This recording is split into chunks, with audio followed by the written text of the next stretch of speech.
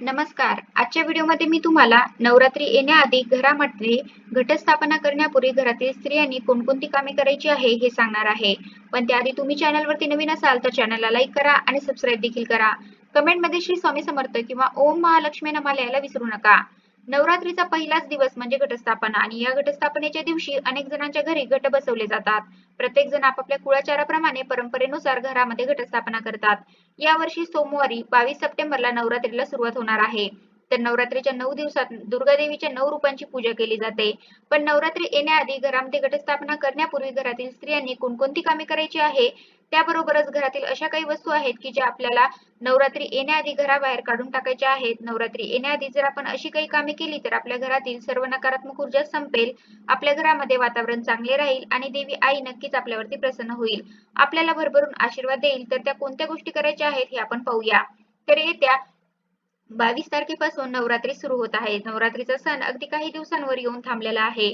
त्यामुळे आपल्याकडे फक्त थोडेच दिवस शिल्लक राहिलेले आहेत. त्यामुळे सर्वात पहिली आणि महत्त्वाची गोष्ट करायची आहे ती म्हणजे संपूर्ण घराची साफसफाई. लक्षात ठेवा, नवरात्री येण्याआधी आपल्या घरात घट बसवण्यापूर्वी आपल्याला संपूर्ण घराची साफसफाई करायची आहे. मग ते किचन असो, बेडरूम असो, हॉल असो किंवा आपल्या घराचा कोणताही पॅसेज असो. मग ती साफसफाई स्त्रियांनीच करावी असं काही नाही. घरातील सर्वजण मिळून घराची साफसफाई करू शकता. घर हे आपल्या सगळ्यांचं असतं, त्यामुळे सर्वजण मिळून पण साफसफाई करू शकता. गावाकडे किंवा अजूनही काही भागांमध्ये घटस्थापना होण्यापूर्वी किंवा नवरात्री येण्याआधी 15-20 दिवस अगोदरपासून साफसफाई करायला सुरुवात करतात. भांडे वगैरे किचन मधले घासायला सुरुवात करतात. यालाच दसरा काढणं असं पण म्हणतात. कसं आहे, आपलं घर छोटं असेल किंवा मोठं असेल, परंतु एकाच दिवशी सगळं घासून पुसून स्वच्छ करणं एखाद्याला जमत नाही किंवा जर घर मोठं असेल तर खूप लोड होतो. त्यामुळे तुम्ही 15 दिवस अगोदरपासून रोज थोडं थोडं करायला सुरुवात केली तरी नवरात्री येण्यापूर्वी सगळं काही स्वच्छ होऊन जातं. त्यामुळे आपल्याला सर्वात पहिली गोष्ट करायची आहे ती म्हणजे आपल्या संपूर्ण घरातील जे काही जाळ जळमट असेल ते आधी आपल्याला काढून घ्यायचं आहे. कारण जिथे जाळ जळमट असेल तिथे माता लक्ष्मी कधीही वास करत नाही, तिथे अलक्ष्मी असते. त्यामुळे आपल्याला सगळ्यात आधी जाळ जळमट ज्या काही खिडक्या आहेत त्या सगळ्या साफ करून घ्यायच्या आहेत, धुवून काढायच्या आहेत. कारण नवरात्रीचे हे 9 दिवस खूप पवित्र, शुद्ध आणि सात्विक असतात. त्यामुळे या 9 दिवसात आपल्या घरामध्ये घटस्थापना झालेली असते. देवी सूक्ष्म स्वरूपात का होईना आपल्या घरात वास करत असते. कुलदेवीचा वास आपल्या घरामध्ये असतो आणि तिने भरभरून आशीर्वाद द्यावा यासाठी आपण हे सर्व काही करायचं आहे. आपल्या संपूर्ण घरातील ज्या ज्या वस्तू आपल्याला धुणं शक्य आहे त्या वस्तू आपण नवरात्री येण्याआधी धुवून काढायच्या आहेत. त्यामध्ये तुमचे कपडे, बेडशीट, खिडक्यांचे पडदे, अंथरूण, पांघरूण अशा वस्तू आपण नवरात्री येण्याआधी सर्व धुवून काढायच्या असतात. कारण यामध्ये का होईना थोड्या प्रमाणामध्ये धूळ किंवा माती असते, त्यामुळे एक प्रकारची नकारात्मक ऊर्जा त्यामध्ये असते. काही जण घराला रंग पण देतात, घराची सगळी साफसफाई करतात आणि जेवढी जास्त साफसफाई कराल तेवढं आपल्यासाठी चांगलं असतं. कारण नवरात्री येण्याआधी आपल्याला हे करणं गरजेचं आहे. ज्या वस्तू तुम्हाला धुणं शक्य आहे त्या तुम्ही धुवू शकता. त्यानंतर ज्या वस्तू धुणं शक्य नाही, उशा किंवा गादी असेल तर त्या मोठ्या वस्तू असतात आणि त्या आपण धुवू शकत नाही, तर त्या आपण उन्हाला लावू शकतो. तसेच खिडक्या, दरवाजे, टेबल किंवा आपल्या घरामध्ये फर्निचर केलेलं असेल तर त्या पुसण्यासारख्या गोष्टी आहेत, ते आपण स्वच्छ पुसून घेऊ शकतो. थोडक्यात सांगायचं झालं तर जेवढी साफसफाई जमेल तेवढी नक्कीच करा. त्यामुळे तुम्हाला देवी आईचा आशीर्वाद नक्कीच मिळेल आणि तुमच्या घरामध्ये तिचा वास कायम राहील. कारण देवीला स्वच्छता अतिशय प्रिय आहे. ज्या ठिकाणी स्वच्छता, शांतता असते त्या ठिकाणी देवीचा वास अखंड राहतो. पण साफसफाई करताना एक गोष्ट मात्र लक्षात ठेवा, की काही वस्तू आपण ज्या ठेवलेल्या असतात, की त्या लागत नाही म्हणून पण काही वस्तू फुटलेल्या असतात, तुटलेल्या असतात. त्या वस्तू मात्र आपल्याला नवरात्री येण्याआधीच घराबाहेर काढून टाकायच्या आहेत. मग त्या देवघरातील मूर्ती असो, फोटो फ्रेम असो किंवा इतर देवांचं कोणतंही साहित्य, वस्त्र फाटलेलं असेल किंवा देवाचं कोणतंही फुटलेलं साहित्य असेल, त्याबरोबरच किचनमधली भांडी काही तुटलेली, फुटलेली असतील, चिरा पडलेल्या असतील किंवा हॉलमध्ये जे काही तुटकं-फुटकं सामान असेल, ते आपल्याला नवरात्री येण्याआधी साफसफाई करतानाच घराबाहेर काढून टाकायचं आहे. देवघरातील वस्तू मात्र आपल्याला वाहत्या पाण्यामध्ये किंवा नदीमध्ये विसर्जित करायच्या आहेत आणि बाकीच्या वस्तू मग तुम्ही कचऱ्यामध्ये टाकू शकता. कारण तुटल्या-फुटल्या वस्तूंमध्ये नकारात्मक ऊर्जा ही खूप मोठ्या प्रमाणावर असते. खूप वाईट ऊर्जा त्यामध्ये असते आणि त्यातून आपल्या घरामधील वातावरण पण नकारात्मक होऊन जातं. त्यामुळे मग घरामध्ये सारखे वादविवाद, भांडण-तंटा, कोणालाही अपशब्द बोलणे अशा काही गोष्टी घडून जातात. त्यामुळे साफ-सफाई करताना नको असलेली रद्दी किंवा नको असलेले कपडे, वापरत नसलेले कपडे, त्याबरोबरच फुटके-तुटके कप, बरण्या सगळं काही आपल्याला काढून टाकायचं आहे. त्याबरोबरच चपला हा पण तेवढाच महत्त्वाचा भाग आहे. चपलांमध्ये बरीच दारिद्र्य असते. त्यामुळे खूप जास्त प्रमाणामध्ये घरात चपला साठवून ठेवू नका. जेवढ्या लागणार आहेत किंवा जेवढ्या तुम्ही वापरताय तेवढ्याच ठेवा.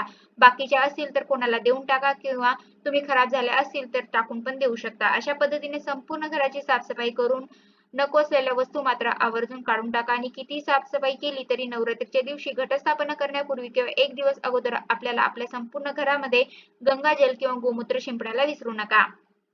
आपण सर्वजण गोमूत्र ही किती पवित्र समजतो. जरी काही कारणास्तव तुम्हाला सगळी साफसफाई करणं जमलं नसेल, तर तुम्ही गोमूत्र मात्र अवश्य शिंपडा.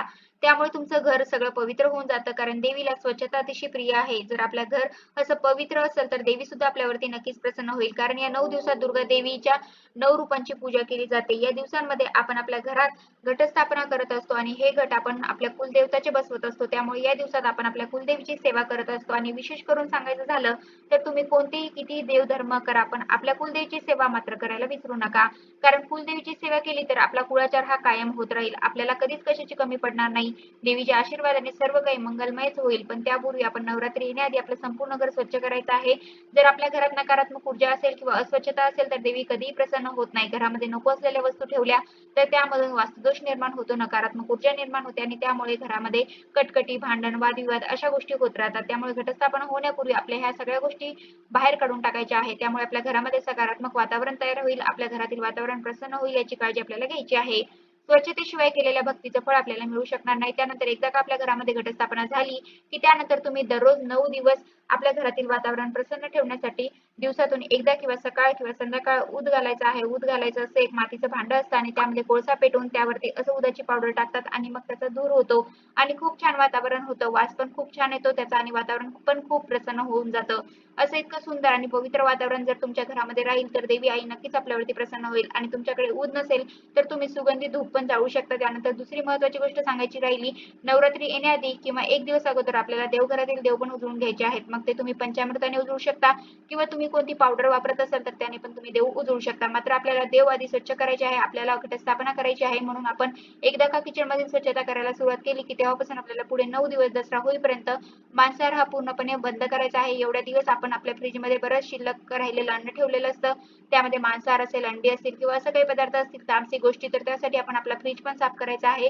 संपूर्ण घराची साफसफाई म्हटल्यानंतर त्यामध्ये सगळं झालं. मग एकदा का फ्रीज, गॅस, ओटा त्याबरोबरच गॅस किंवा संपूर्ण किचनची साफसफाई झाल्यानंतर आपल्याला मांसाहार हा पूर्णपणे बंद करायचा आहे. देवीला शुद्धता, सात्विकता अतिशय प्रिय आहे. त्यामुळे या नवरात्रीच्या 9 दिवसामध्ये आपल्याला मनातही विचार येऊ नयेत मांसाहार खाण्याबद्दल किंवा करण्याबद्दल.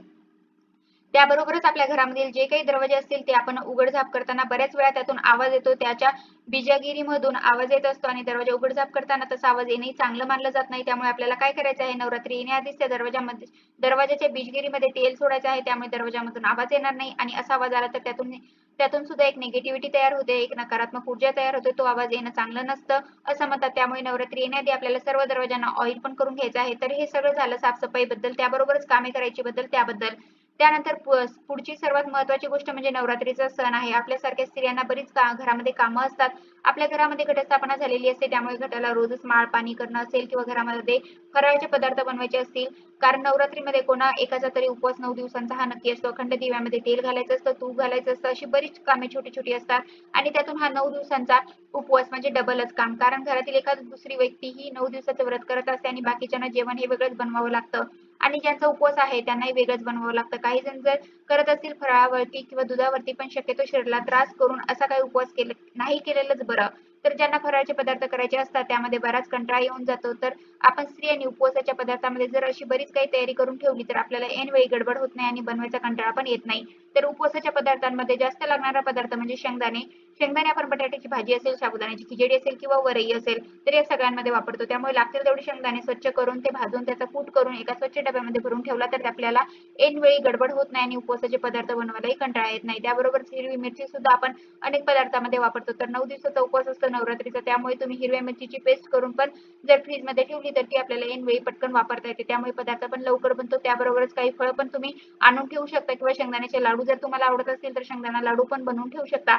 अशी काही फराळाच्या पदार्थासाठी आपल्याला जी काही पूर्वतयारी करता येईल तेवढी जर आपण करून ठेवली तर आपल्याला 2-2 प्रकारचं जेवण बनवायचं असतं. त्यामुळे कंटाळा पण येणार नाही आणि पदार्थ पण लवकर बनतो. आपले कामही वाचतात. वेळही वाचतो. त्यामुळे तुम्ही पण अशी पूर्वतयारी नक्की करून ठेवा. याचा तुम्हाला नक्कीच फायदा होईल. अशा प्रकारे नवरात्री येण्याआधी जर आपण योग्य त्या प्रकारे साफ-सफाई केली, भंगार-रद्दी जे काही असेल ते काढून टाकलं, तुटलेले-फुटलेले इलेक्ट्रॉनिक वस्तू, बंद पडलेलं घड्याळ अशा काही वस्तू जर काढून टाकल्या तरी आपल्या घरातील बरीच नकारात्मक ऊर्जा कमी होते आणि घरामध्ये सकारात्मक ऊर्जेचा प्रवाह होतो. त्यामुळे आपल्या घरातील वातावरणही शुद्ध, पवित्र, प्रसन्न होईल आणि देवीचा आईचा आशीर्वाद नक्कीच मिळतो. तर अशा प्रकारे आजच्या व्हिडिओमध्ये मी तुम्हाला नवरात्री येण्याआधी घरामध्ये घटस्थापना करण्यापूर्वी घरातील स्त्रियांनी कोणकोणती कामे करायची आहे याबद्दलची संपूर्ण माहिती सांगण्याचा प्रयत्न केला आहे. कसा वाटला तुम्हाला माझा आजचा व्हिडिओ कमेंट करून नक्की सांगा. धन्यवाद.